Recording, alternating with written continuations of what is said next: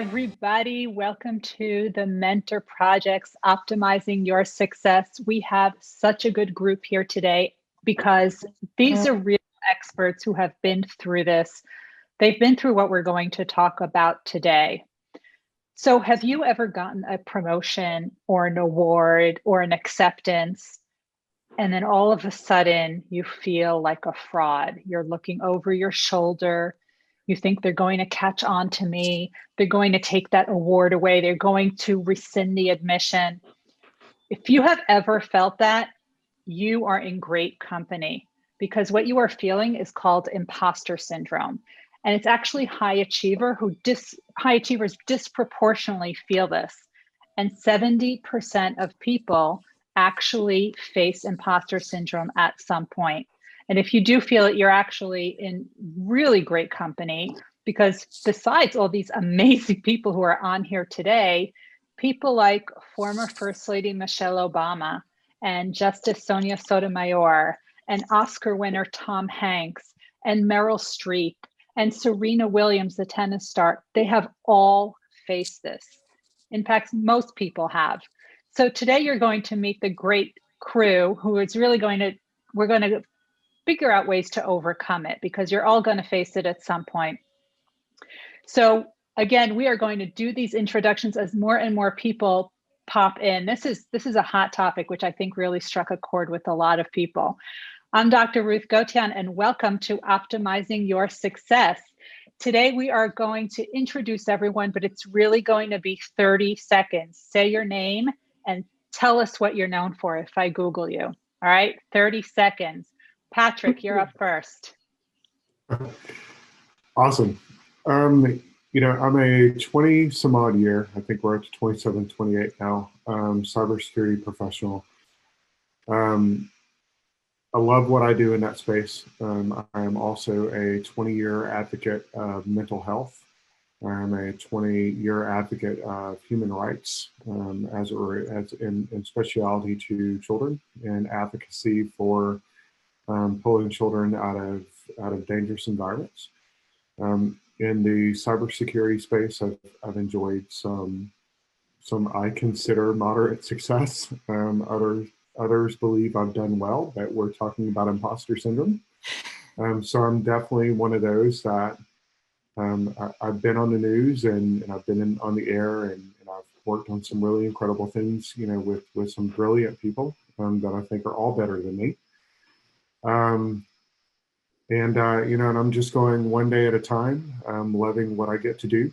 And if I am an imposter, I'm just, hoping that it just goes on for another 25, 30 years. Thank you. Janice. Hi, I work on hearing accessibility. Delta behind me is one of the projects I've worked on. You can see it's a little small, the circled ear symbol, meaning there's the presence of access for people with hearing loss. Mm-hmm. And I'm also traveling to every country in the world. And I've been to 194 countries, territories, and unrecognized nations. Thank you, Janice. JJ. Hi, Ruth. Thanks for hosting us. Thanks for coming back. I'm so excited to be here. I love these talks. So I'm a super connector. I connect public and private sector partners across the government, and I'm also a government innovation officer, but soon to be transitioning to private sector. So very excited for new adventures and very excited to be here tonight. Thank you. Chet, you're muted. It's always the techie guy. Yes. I went to Bell Labs in the late 80s to be the janitor for the kings and queens of computer science. And about 5 years later, I wrote the first Firewalls book. And I can tell you, you look around the Unix room and you say, I don't know what genius means, but there got to be a bunch of them in here. And what the hell am I doing here? But it turns out that geniuses make mistakes, and certainly I do too. And after working there for 12 years and doing pretty well, sort of took care of the imposter syndrome. I mean, I have many flaws, but hey, I did there and made a difference, and I'm pretty cool with that. Thank you. Jax. Hey, Ruth. Hey, everybody. I'm so excited to be here, Ruth. Thank you for hosting this. So in my past life, 17 years military, 11 of which in the special ops, and that I was part of a unique program during that time. So definitely some imposter syndrome from even just that experience. Current day, cyber threat intel, and I am the COO for the Mentor Project. Yay. Neil, love your horizontal and vertical screens. Oh yeah, that's my new configuration. Love it. Good evening, everybody. I'm Neil Kane. I'm your prototypical serial entrepreneur. I've started about 8 businesses and everything from consumer products to software to toys and games to nanotechnology. I'm on the verge of probably starting another company shortly, and I'm also a faculty member in the entrepreneurship and MBA programs at Michigan State University, where I work full-time right now. Great. Thanks for joining us. My good friend, Jana Marie. Hello, happy to be here, Ruthie. I'm Jana Marie Tallman. I have about 38 years of mentoring experience under my belt, working in an academic institution, and I have now moved on to entrepreneurship and have created the Crystal Clear technique, where I'm working with women in leadership and entrepreneurs, aligning themselves with core values, guiding principles, getting their convictions lined up, and being crystal clear about what they are so that they can live a more influential and happy life in business and also in their personal life. So you don't feel like you're selling your soul to work? Not at all. But I do have one question. Can a recovering perfectionist have imposter syndrome? Yes. God, yes.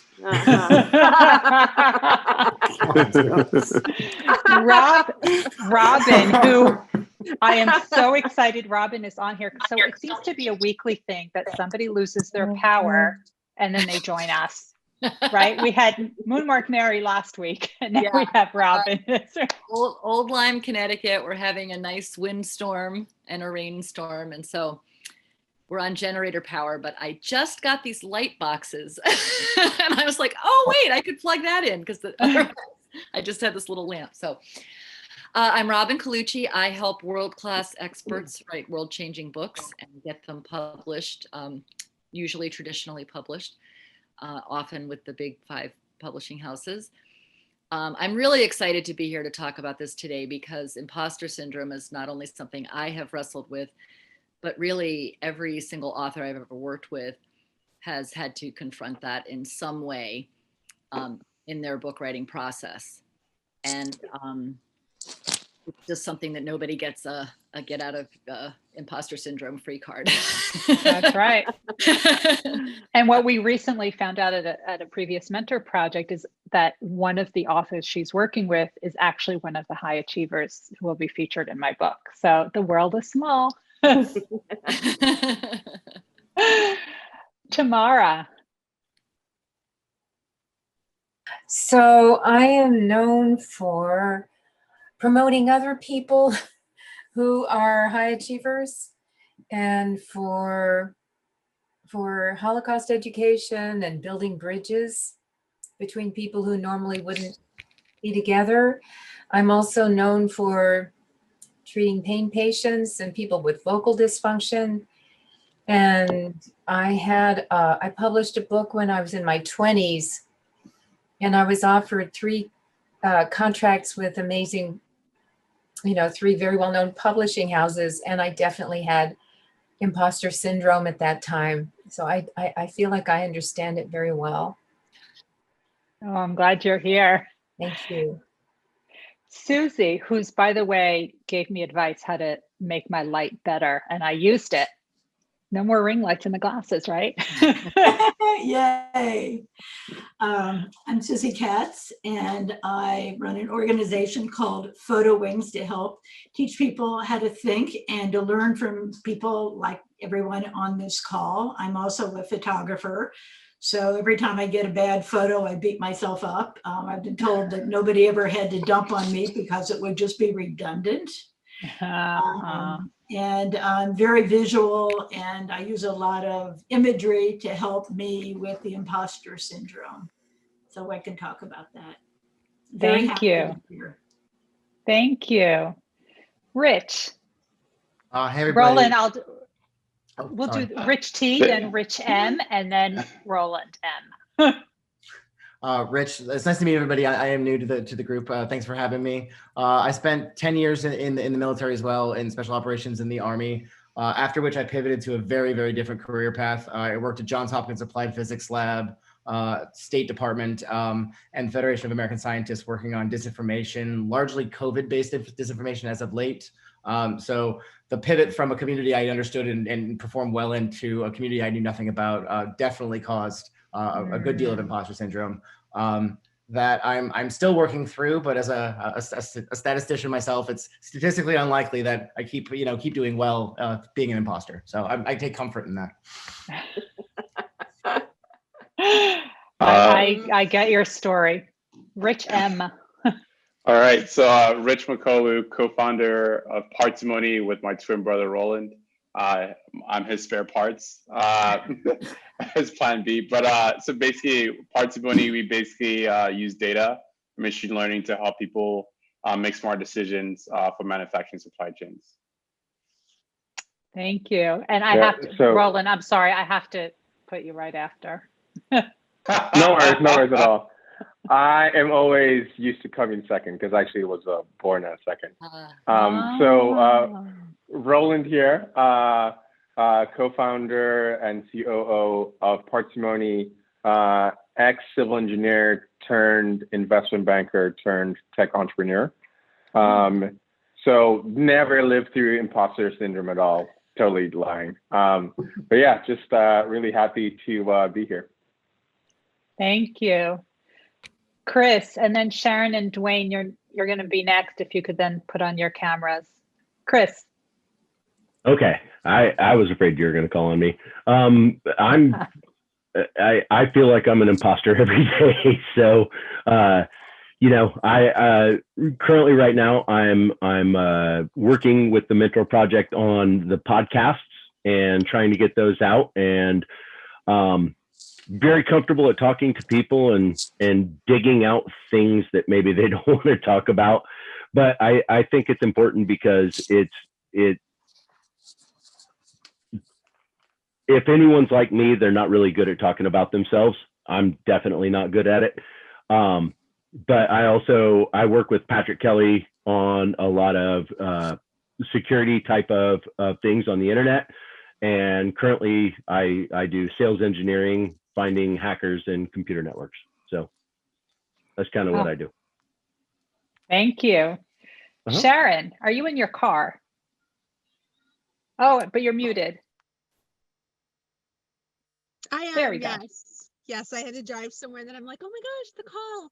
So I never go on your calls, Ruth, because I don't consider myself an overachiever.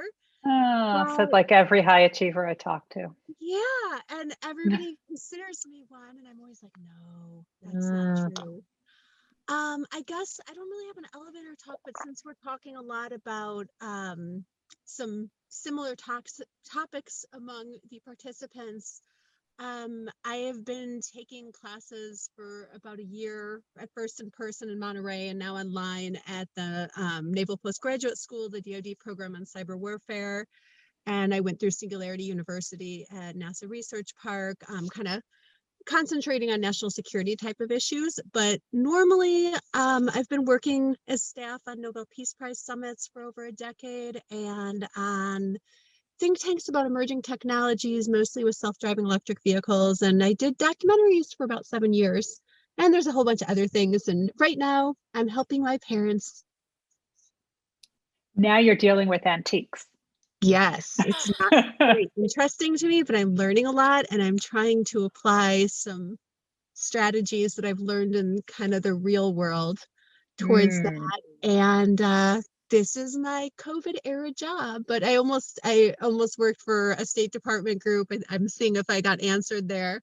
Oh, yeah, same department as Rich was with. I was talking to them right before as COVID started and was in the building, and going Oh, through some things, and then with COVID, things just shifted pretty quickly. So, but antiques it is.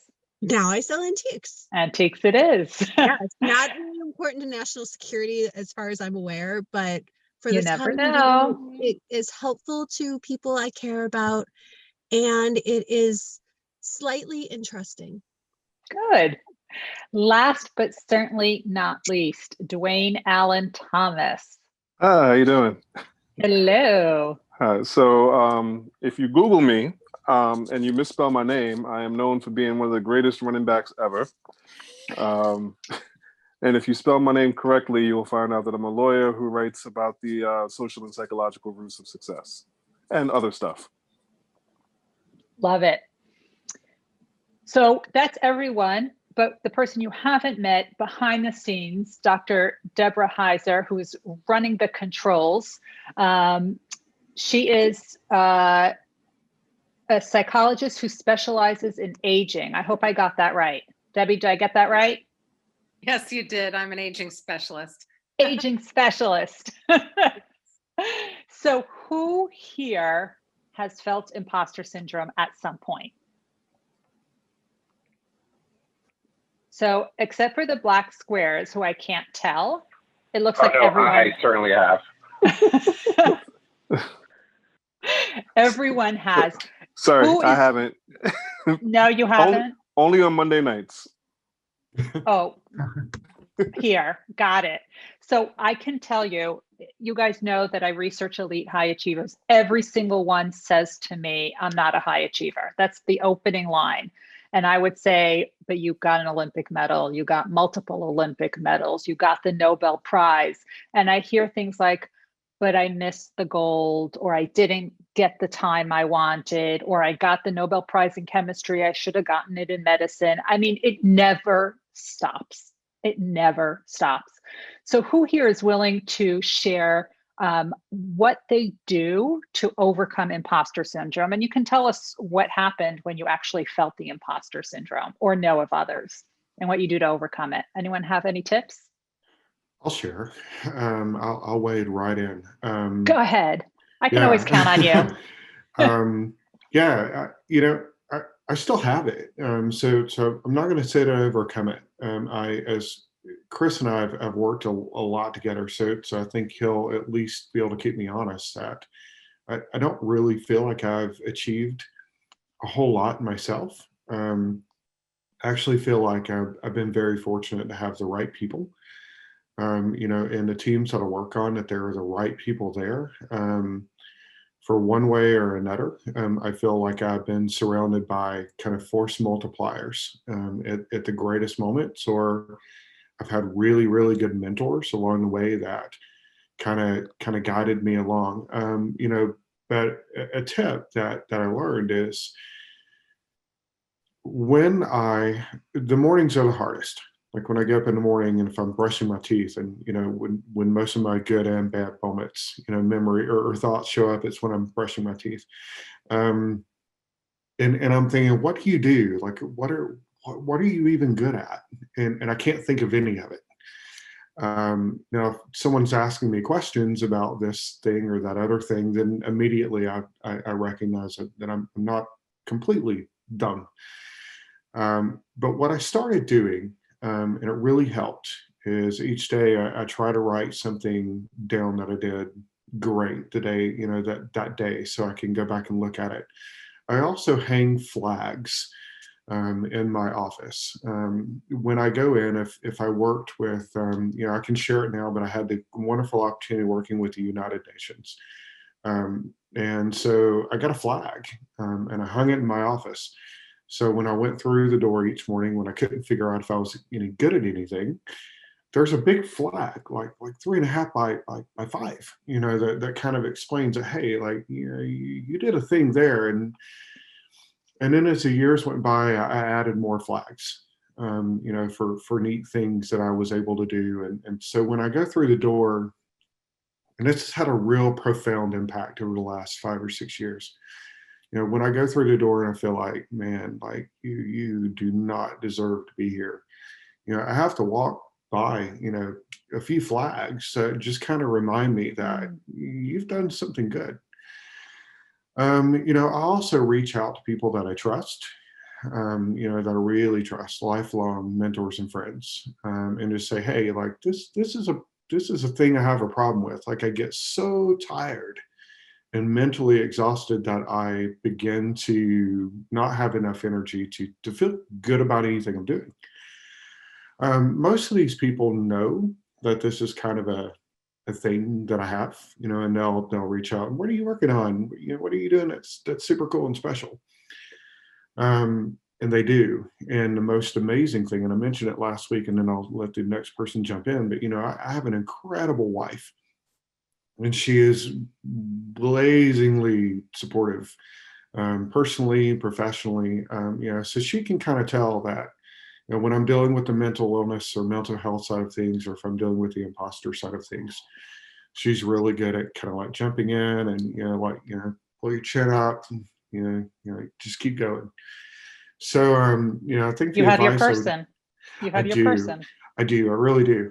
So I think the advice I would give, is put some things around you, that when you bump into them, when you're exhausted, and that's generally when we start hating ourselves, that remind you that, you've done something good, with your time here, and if you can find a person, get that person and stay with that person. Good advice. I like what you said about the visual stuff. That's what Susie was talking about, right? You use Really visual important. cues. What do you use, Very Susie? important. Okay, so first of all, I try to surround myself with nourishing people.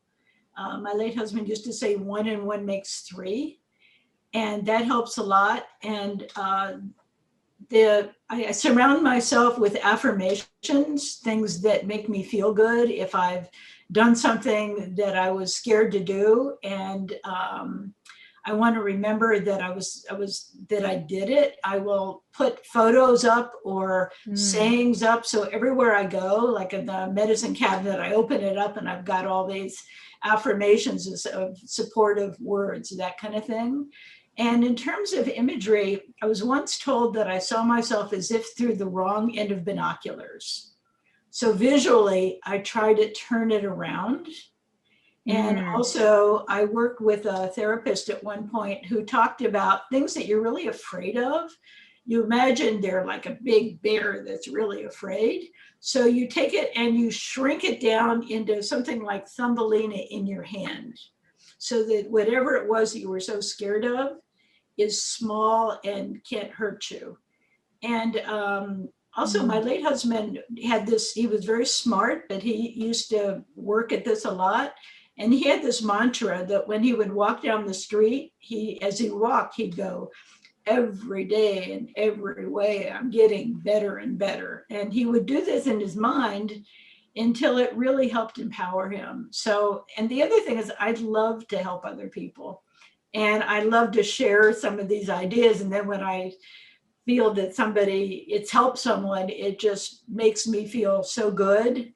I'm very good at making other people successful, and not so much with myself. So Isn't that usually the way it is? Isn't that usually the way it is? We always give of ourselves, right? We don't put our mask on first. We're always so giving to other people. I think it depends on the people. Everyone on this call, everyone involved with the Mentor Project, everyone that we work with are those kinds of people.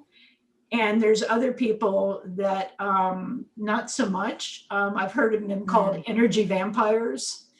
Oh. So I think that was a really interesting one. So I try to surround myself with people like that.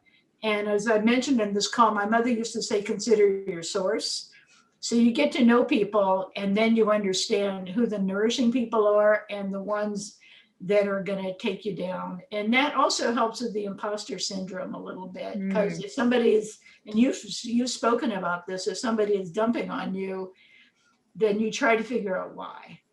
And that helps a little bit, but I think we all suffer from it every single day. That's why I love learning so much from others. I do too. I love it. Robin, I see you nodding your head a lot. Oh, you're muted, Robin. Ruth? Yeah? Someone's gonna say something? Yeah, I have a question. Sorry, I muted myself. Sorry. Go ahead. Go ahead.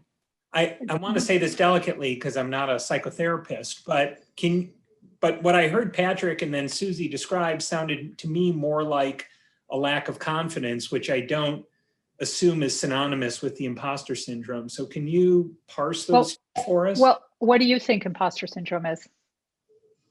I think the imposter syndrome is when you are, elevated to a role or a position, or you have responsibility and you really have no idea what the hell you're doing. So that's part of it.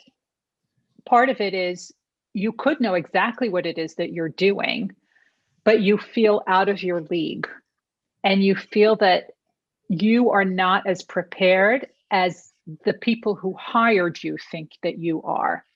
So you're almost afraid that that promotion is going to be taken away, or if you got an award, it'll be taken away. And these things usually get triggered right after a major event, such as an award, such as a promotion, such as an acceptance.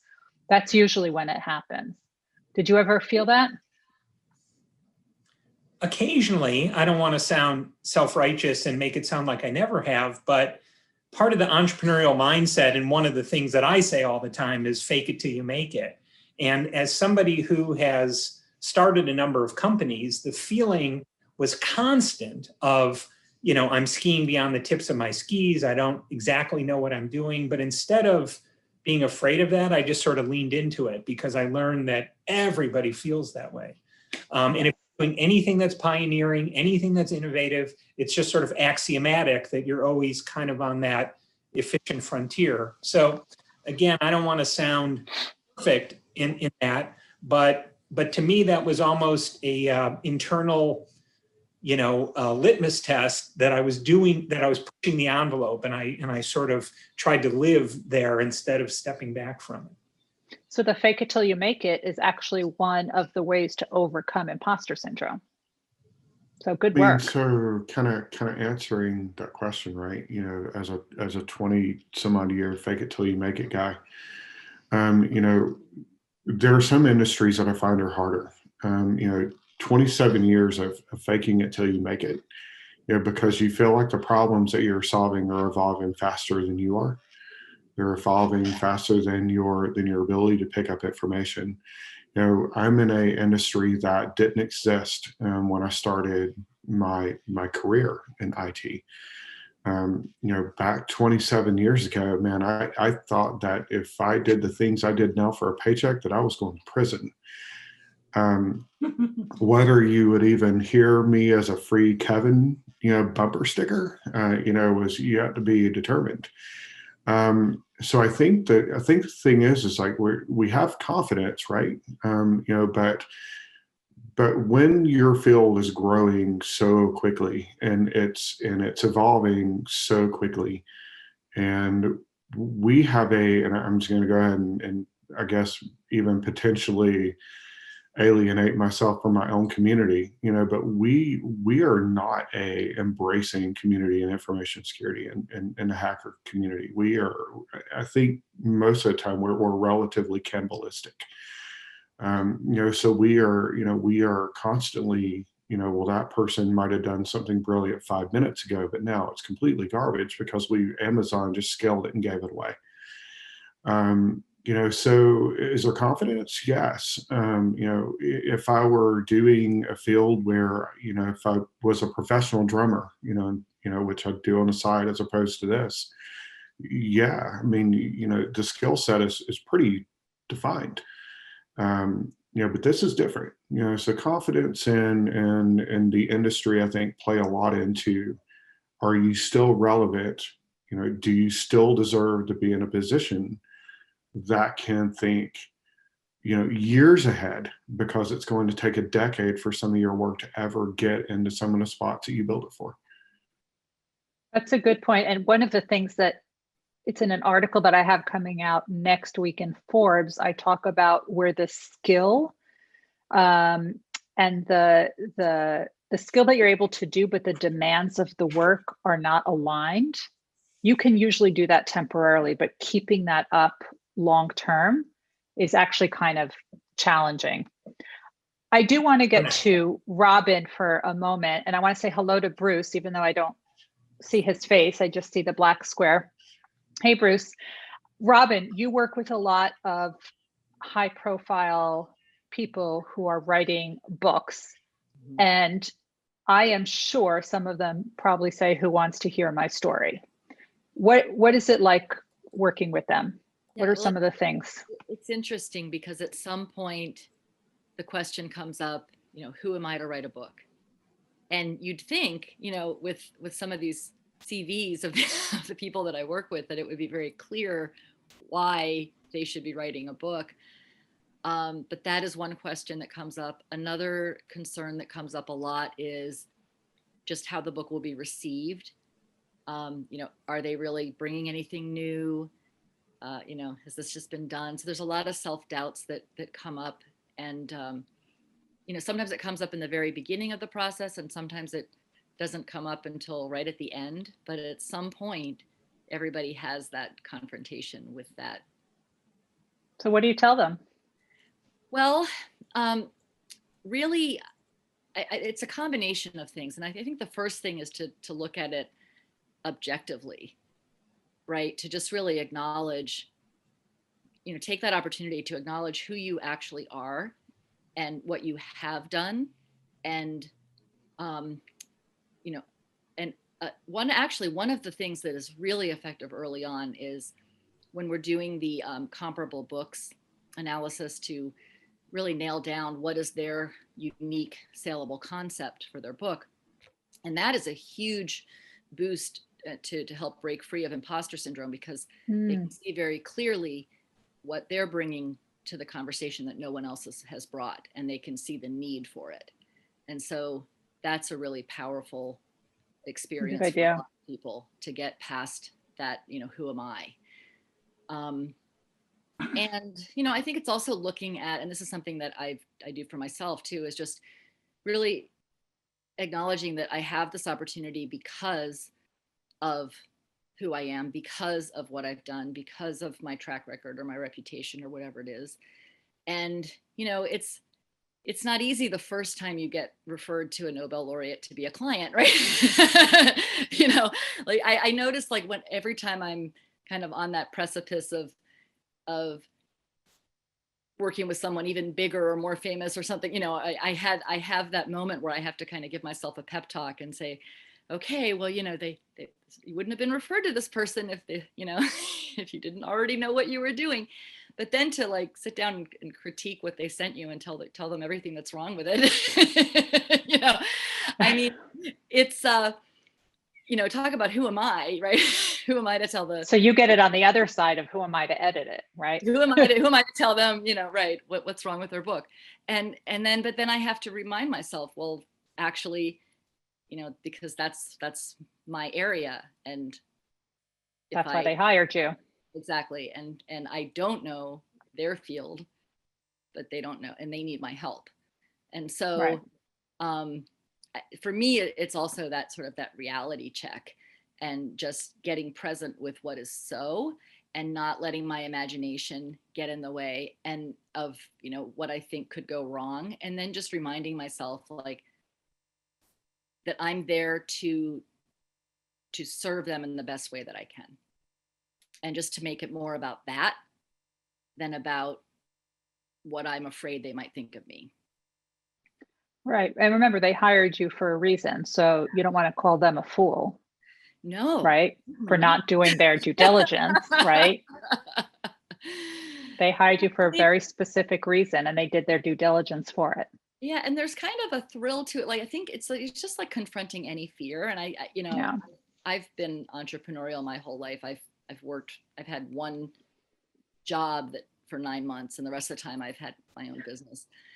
And so, there's that thrill of confronting the fear of, I'm not sure I can do it. But every time you show yourself that you can do it, then it's very elating, at least for me. So one of the tips that we actually give people when you have to, when imposter syndrome is coming on, is you actually, how you have a to-do list of all the things you need to do?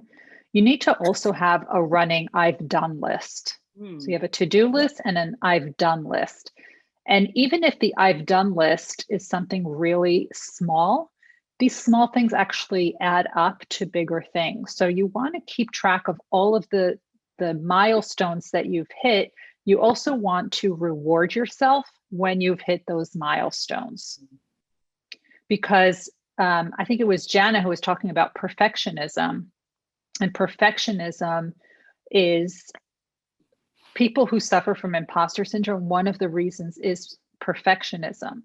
And what happens is they feel that whatever they're working on, the paper, the grant, the project, it has to be 100% perfect. But it's never going to be 100% perfect because there's always more that you can do. So at some point you have to say, it's good enough. And usually with most projects and papers, there will be the opportunity to revise it and modify it and update it. So yes, be careful with perfectionism, and also be careful with its ugly cousin, procrastination, where you feel, I don't have all the information I need to get started, so I can't even get started. Two things to watch out for. Janice, you were going to say something before? Oh, I'm sorry, Jana. Oh, yes. So on that same note, one of the things that you're talking about, the I've done list, when I'm working with my clients, one of the things, the projects I give them to work on is a list of their successes. So not just milestones, but every little success. And there's so many you have in a week, a month, a year, your whole life. And so I have them do a personal one, and then I have them do a professional one. And once they have that list together, each day I have them add to it. And when they get to the end of even 1 week of making these two personal and professional lists, they report back to me how they feel so much better. They don't feel like they don't know what they're doing anymore, because they actually have done a lot and they see it. So there's nothing like the written word, you know. It goes back to that visualization. Mind, out of their heart, their mind, down in the pen, and they're writing it down. And I have them hand write it on purpose. So they have to actually go through the whole process of writing it down. And that's what I do. And I also suggest that they keep letters. So I have many, many, many thank you. I mean, I don't want to brag. I've seen them. After 40 years of working, I've known a lot of people, and I've mentored a lot of people. And I have a beautiful flower box that is full of thank you notes. And when I have moments where it's like, I just don't know if I can do that, or if I can do this. When I have that moment, what I do is I go to that box and I open it up, and I just start randomly picking out, letters from students or clients, or, people I've been in business with. I always had a business on the side, always, since I've been 20 years old. So I'm a serial entrepreneur also. But those are the two things, is a list of successes, and keep things that will empower you later to prove to you. I mean, you have written proof that you've done wonderful things to change the lives of others. And that really speaks a lot to help you get through and over that. So those are my two hot tips. I am holding up this mason jar, which I showed over the summer, which I also have a box like Jana has, but I also have, whenever I do workshops, there's always Post-it notes involved back when we were in person. And once after a whole summer's workshop, 10 weeks worth, all the participants wrote notes on Post-it notes about what they learned, or how empowered they felt, or anything like that. And, whenever I'm having a bad day, I just open up the jar, and take one out, and I read it, right? Sometimes it's advice I gave them. So this one says, if you're on time, you're late, which is true. So this is, and they folded it in origami. It was really nice. So that's, I also do that as well. Janice. I love that. So when I wanted to expand, and actually you said one of the things I was going to say, but I wanted to expand on Susie's comment, because I really do think surrounding yourself with not an echo chamber, but people who will tell you bluntly or be supportive. But there's a difference between someone saying you should fix something or work on something when you know they have your best heart than someone who is just trying to rip you a new one and take you down. So, not to be TMI, but I left an abusive marriage, and it was amazing that when I left and afterwards, my work soared. And I didn't realize how much it was taking me down until I left. And it was like the amount of work that I accomplished before in those number of years till afterwards, it was just by changing my, the people around me and getting rid of all of the, quote, the haters. And then something I started doing that actually you recommended was keeping the letters of people, this is what you were saying, and of all the, when someone writes like a positive comment. So I just had a client who sent me like the most lovely email, which I really needed. And so I PDF'd it and put it as a separate folder. But then I did something that one of our mutual friends, Tammy, recommended, where I asked that person to write a thoughtful response on my LinkedIn to help me. And I think for me, that helps build the imposter syndrome, because it's just like— You mean knock down the imposter syndrome? Knock down the impact, right, not build it up, right? I'll make it worse. But it's kind of like what Patrick said, I was working in a field where nobody had done it. So for so many years, I had all these people telling me what I was doing was wrong, but it wasn't wrong. It was just different. And then when it succeeded, then of course they wanted to take credit for it. But it's hard when you're doing something completely different from what other people have done to not feel like an imposter. People are afraid of change, so they make you feel uncomfortable. Right. Janice, I think you're right. You said something, well, I know you're right. I'm really wrong quite often. Ask my ex-husband, he'll tell you all the time. It's okay. Patrick, I'll take Patrick, the pass. can I put you on hold, Patrick, for 1 second? Because I do want to make sure we get to Chess for a second, because, you know, he's on a farm, and I think every second that he's still awake.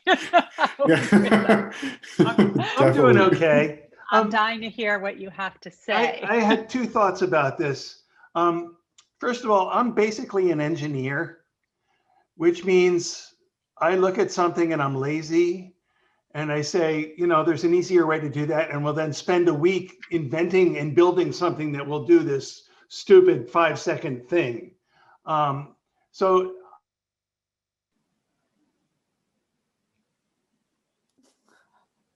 And the other thing is that I told somebody once in the mid 90s, you know, I'm basically a pretty lazy person. And they said, dude, you wrote a book.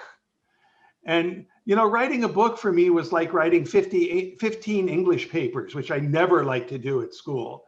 Now, it turns out it was a topic that I mostly knew about and got to do research on. But I think the bottom line I got, and this can be the wrong message for people who aren't already sort of really motivated, is cut yourself some slack.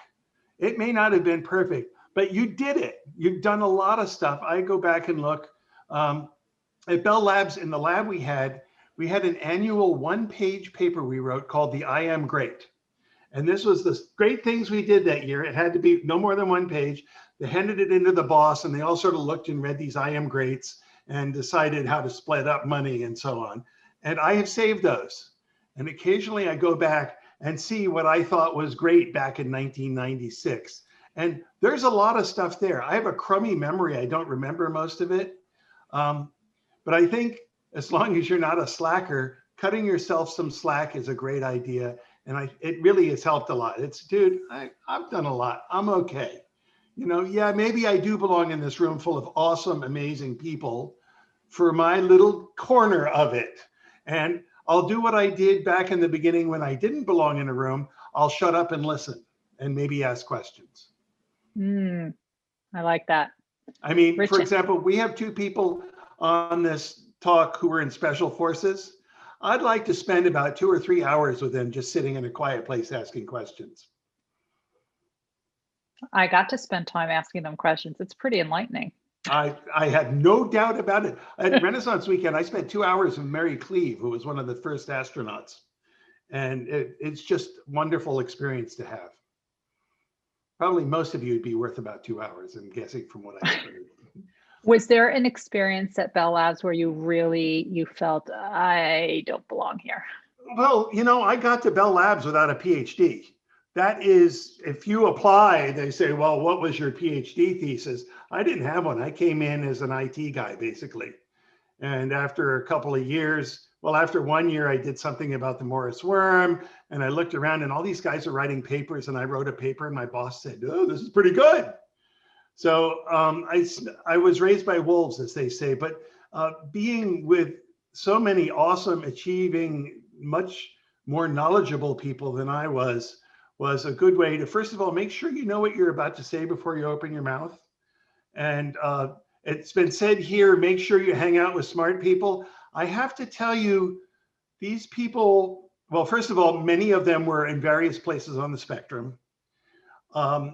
Some of them were just downright nasty, and I had to really thicken my skin. My wife said it changed me for the worse, but I'm not sure you could insult me now. That would be hard to do, having been done by, you know, the worst. That also, I remember one guy showed up full of ideas, and after 4 days of saying, well, let's do this, let's do that, let's do this, a whole bunch of people said, no, that's a bad idea. He left. He was a guy who was all overhead at Bell Labs, all the hiring, 4 days of work, and all the paper going out, and he was just stomped flat. And it's too bad, because I think he could have done a great job, but he couldn't stand this pressure. And that was really a bad thing about that particular group at the labs. And they were lovely people, but some of them not so much. And in fact, when I'm talking to teenagers, I will tell the ladies, look, you're going to run into this. It's going to be surprising and unfair. Go find a mentor to help you through it. The guys will have no idea it's going on. Mm. Yep, Jax, I see you nodding. Nope. Yeah. Rich M, you wanted to say something? Yeah, I was going to add, I would agree with a lot that's been said. I think from personal experience is more so spectrum. But there's a core node that I found, at least for me. And as a core node is where you base your identity, right? As a person, right? And my spectrum that I found is, you know, on the opposite end, right? So let's say you have imposter syndrome and you feel less than. It's more so you kind of shrink into yourself and you feel like, can I even say something in a room full of a bunch of smart PhDs or whatever have you? And then on the opposite side of the spectrum is you tend to look at, like, I've done X, Y, and Z, I've accomplished X, Y, and Z to get in this room, I deserve to be here. But then that kind of leads to a little bit of hubris, right? Where you don't necessarily, like, you're not necessarily humble or listening, and you kind of make mistakes because you want to say something because you deserve to be in the room, and you want to, like, and someone says something, so you have to say something back. Or if something crumbles, let's say, you know, you get an award or, you know, someone takes an award from you, who cares? But if that happened, you feel shattered that your identity is just like deconstructed. So what I've found personally is just to be okay with not having work be identity. A lot of times it has to do with work. So I'm not defined by what I do. I love what I do, but that doesn't define who I am as a person.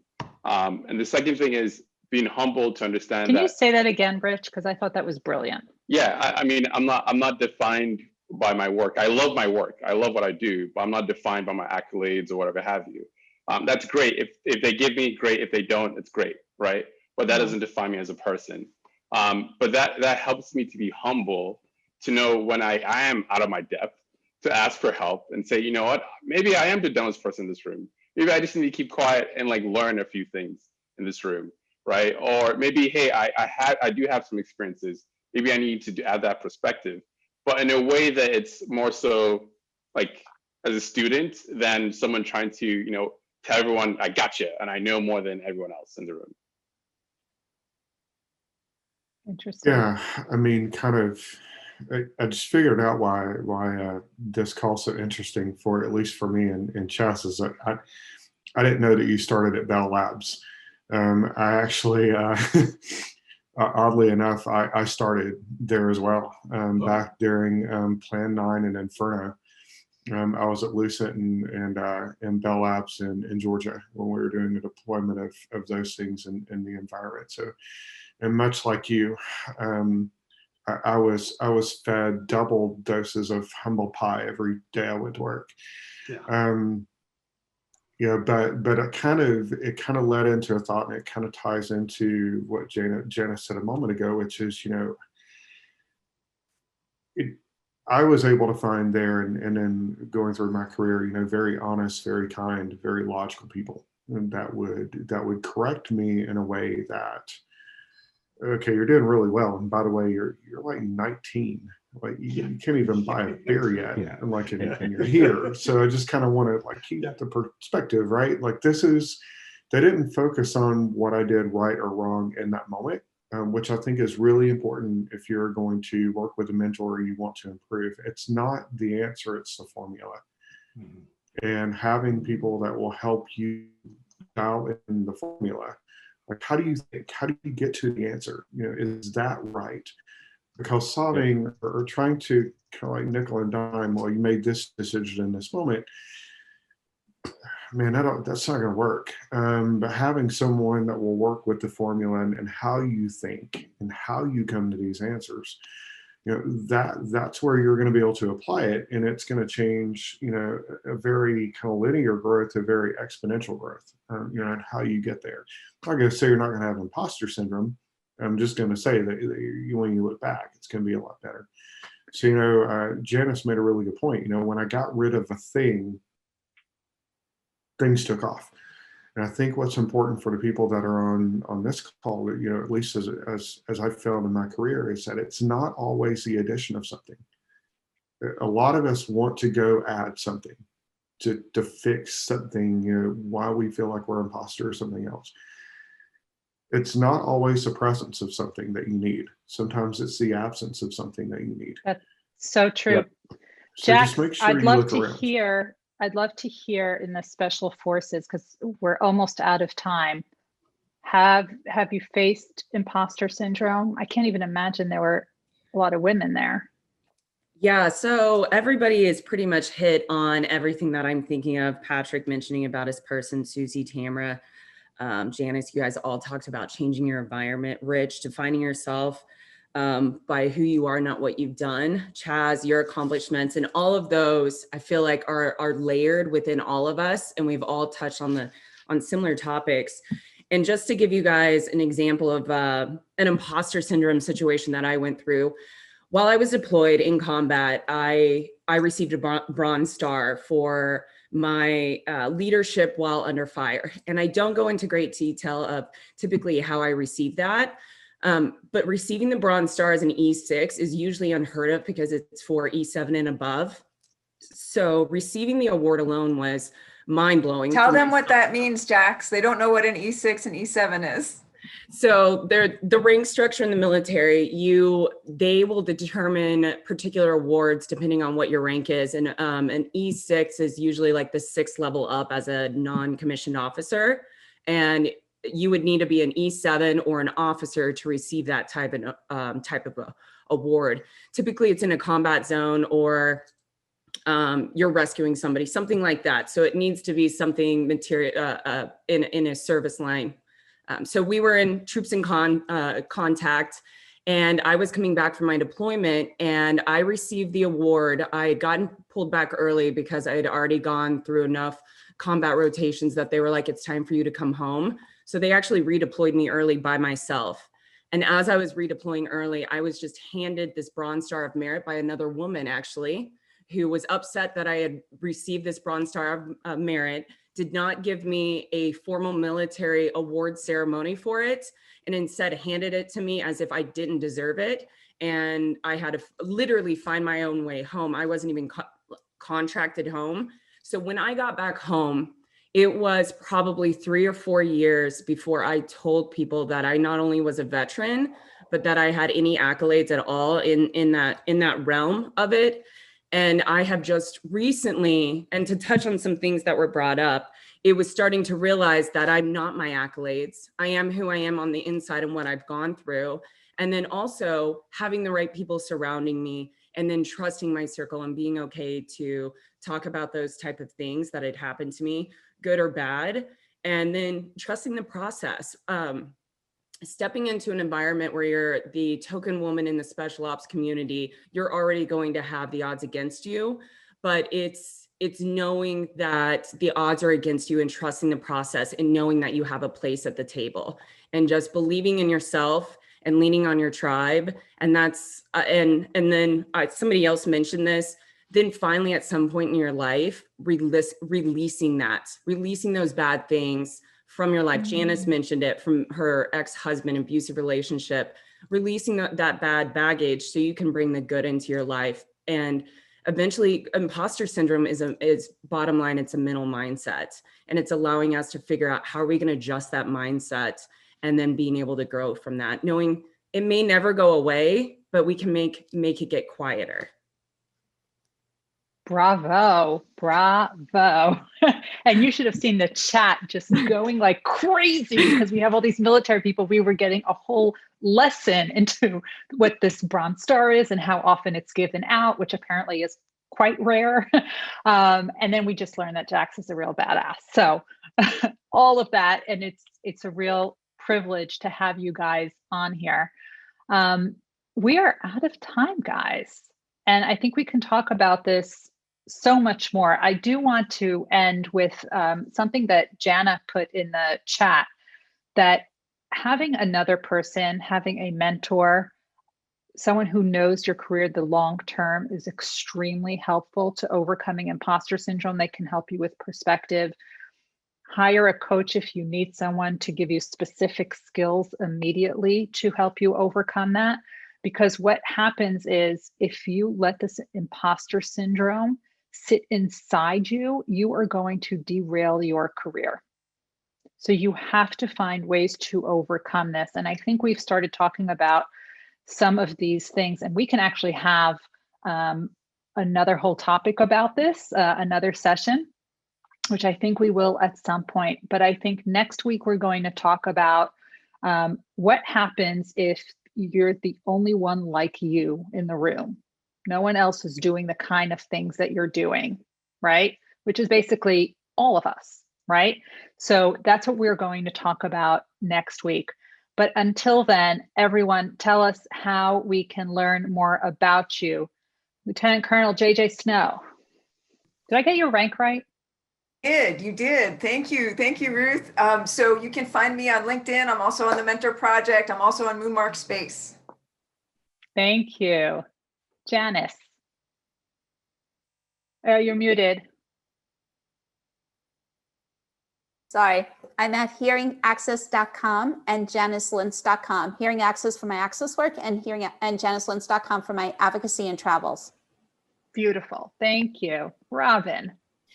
You can find me at robincolucci.com. And if you go to robincolucci.com/book, I have a free download called Dealing with the Fraud Factor. And there's actually a guided meditation to lead you through an exercise to help you cope with the fraud factor. Oh, we should have started with that.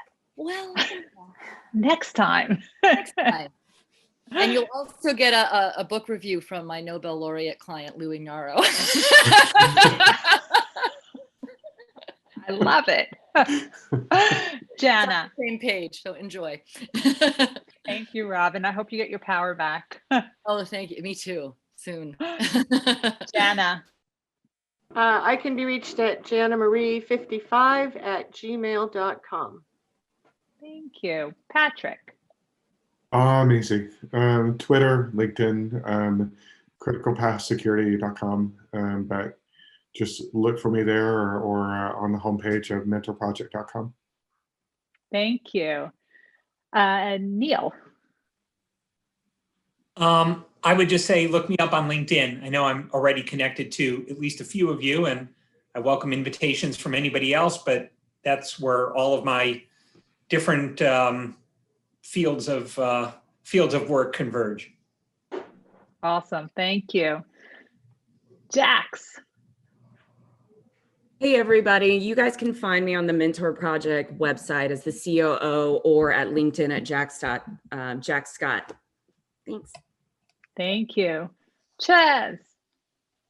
Yeah, there we are. Well, I was early in the internet land rush, so I'm Ches at cheswick.com, and I'm on Facebook. I have LinkedIn, but I don't use it much.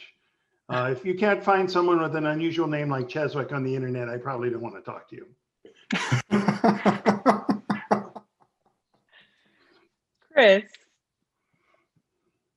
Chris, you're muted. How can people find out more about you? Oops, sorry about that. I wasn't sure who you called. So like everyone here, you can definitely find me on LinkedIn. You can also reach out to me directly at chris@chrismitz.com. Sounds like Christmas, kind of fitting for right now. Actually, it's chrismitz.me. But basically, just take the last 4 letters of my name, put a .me behind it, and you got it. So beautiful. Thank you. Sharon. You're muted, Sharon. Rich M, you're next. Sharon London at protonmail.com. Beautiful. Thank you. Rich M. So you can find me at parsimony.com. So it's partimony.com and LinkedIn as well. Beautiful. Thank you. Susie, who gave me great lighting advice. Now, I have the same light here. I'm playing with it. I spend most of my time with my nonprofit Photo Wings, PHOTOWINGS.org. If you want to see a little bit of my own photography, it's susankatzphotography.com. But you can also find me on the Mentor Project at 1 hour with a mentor, and I made a little presentation about Photo Wings and my work. Beautiful. Definitely check out her photos. They are gorgeous. Tamara. You can find me on Tamara Meyer, WashDC, like Washington, DC @gmail. And I'm on LinkedIn, but I'm not very active. I'm on a couple of podcasts as well. Fantastic. Thank you. Rich T. Like most other people, you can find me on LinkedIn, and you can also find me at the FAS.org under the COVID Disinformation Project if you have a question about that. I'm the one that answers them, so happy to do that. Oh, what was that again? Sorry, I talk fast. LinkedIn or the Federation of American Scientists website. If you have a COVID disinformation question, I'm the one that answers that, so you can reach me there. Beautiful. Thank you. Dwayne Allen Thomas. You can find me on LinkedIn if you want, but you can also find me at equalresults.com. Thank you. Bruce Y. Lee. So I'm trying to change my background, but it literally won't change from this matrix background. So I'm literally stuck on the matrix. How can people learn more about you, Bruce?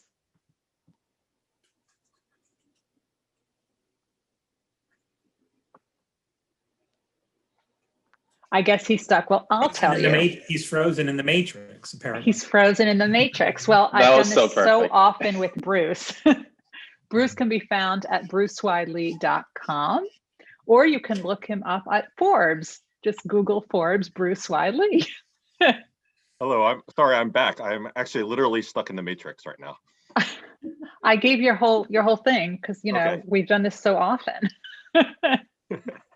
Hopefully I gave the right. Oh, and don't look up Bruce Lee because you'll get a lot of martial arts. I forgot that part. Roland. Wait, I'm sorry for doing this because it's going to disturb the hell out of everybody, but I just always wanted to show this. It's the world's best toy. Well, he just had his 80th. It would have been his 80th birthday. Cool. And Bruce wrote an article on Bruce Y. Lee talking about Bruce Lee.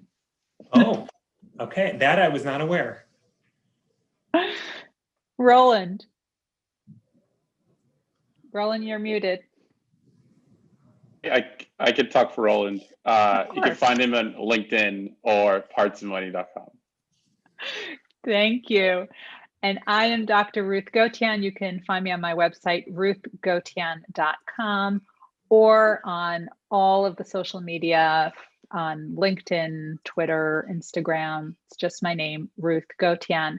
And behind the scenes, we have the great Dr. Deborah Heiser, CEO of the Mentor Project, who makes all of us look fabulous. We will see you next week, where we're going to talk about what happens when there's the only one who does what you do in the room. Bye, everyone. See you next week.